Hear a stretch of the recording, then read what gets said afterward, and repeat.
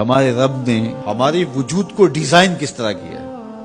ہم جب کھانے لگتے ہیں تو سب سے پہلے ہم اس کھانے کو دیکھتے ہیں، اس کے اوپر کوئی نجاست تو نہیں لگی، کوئی غلاظت تو نہیں لگی، پہلے آنکھ اس کو چیک کرتی، اس کے بعد پھر ہاتھ سے ہم لقمہ توڑتے ہیں یا اس چیز کو اٹھاتے ہیں تو ہمارا ہاتھ دیکھتا ہے کہ اس کے اوپر کوئی ایسی سختی تو نہیں ہے کہ جو ہمارے لیے تکلیف کا سبب ہو۔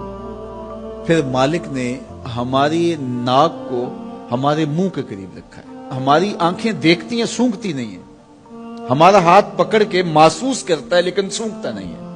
اب اس چیز کو ہم اپنے منہ کے قریب لانے لگے تو سب سے پہلے جو ہے وہ اس کو اس سینسر سے گزارا گیا کہ اس کے اندر کوئی معمولی سمیل بھی ہوئی تو یہیں سے چھوڑ دیں گے۔ لائے تھے ہم حلال رزق سے، لیکن پھر بھی ہم نے اس کو آنکھ سے چیک کیا، پھر ہاتھ نے چھوا، پھر سونگا، اس کے بعد پھر اب ہم زبان پہ رکھیں گے۔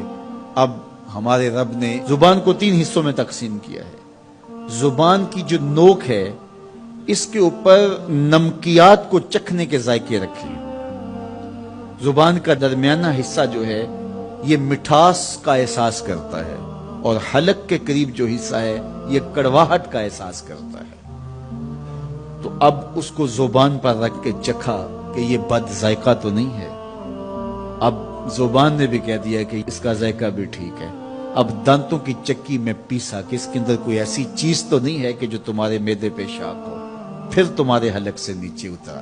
وہ رب نہیں چاہتا تمہارے حلق میں ایک لقمہ بھی ایسا جائے جس میں ذائقہ نہ ہو، جس کے اندر بدبو ہو، جس میں تعفن ہو، جس پر کوئی غلاظت ہو اور جو ناپسندیدہ ہو۔ تمہارا رب چاہتا ہے تم طیب لو، ستھرا لو، تاکہ تمہارا ظاہر بھی ستھرا ہے، تمہارے وجود کا حصہ بننے والی غذا جو ہے وہ بھی پاک اور ستھری ہو۔ تمہارا رب تمہیں صاف دیکھنا چاہتا ہے، صاف رکھنا چاہتا ہے۔ یہ تمہارے لیے اس رب کی تلقین ہے کہ تم صاف رہو۔ جو کھانے کا وضو ہے وہ ہاتھ دھونا ہے اور کلی کرنا ہے۔ جب تم کھانا کھانے لگو تو ہاتھ دھو لو اور اس کے بعد کلی کرو اور اس کے بعد کھانا شروع کرو، اور کھانے کے بعد پھر دوبارہ کلی کرو۔ اور ہمیں بار بار مسواک کرنے کی تلقین کی گئی۔ مسواک منہ کو صاف کرتی ہے اور رب کو راضی رکھتی ہے۔ میں نے کہا کہ جب بچہ پیدا ہوتا ہے تو اس وقت اس کو غسل دیا جاتا ہے، اور جب جنازہ اٹھتا ہے تو اس سے قبل بھی اس کو غسل دیا جاتا ہے۔ غسل سے کہانی شروع ہو کے غسل پہ ختم ہوتی ہے، اور ادھر صفائی اور ستھرائی کی کہانی یہ ہے کہ جب تک بچہ اپنے دانت صاف کرنے کی اہلیت نہیں رکھتا اتنی دیر تک دانت ہی نہیں اگتے، اس لیے کہ اب یہ صاف نہیں کر پاتا، اور جب وہ صاف کر پائے گا تو پھر دانت اگنا شروع ہوں گے، اور پھر ان دانتوں کو ہر لحاظ سے صاف رکھے، ان کو ستھرا رکھے۔ میرے اور آپ کے آقا و مولا حضور ختم المرتبت صلی اللہ علیہ وآلہ وسلم کا جب آخری وقت آیا اور حضرت اسرائیل علیہ السلام قبض روح کے لیے اجازت طلب کر رہے تھے تو حضور نے فرمایا عائشہ مسواک دو، تو حضور کو مسواک دی گئی۔ نکاحت تھی، کمزوری تھی، اور مسواک سخت تھی، تو حضور نے ارشاد فرمایا عائشہ اس کو چبا کے دو۔ تو ام المومنین سیدہ عائشہ رضی اللہ تعالیٰ عنہ فرماتی ہیں میں خوش قسمت ہوں کہ آخری لمحات میں میرا لعاب اور حضور کا لعاب مل گیا۔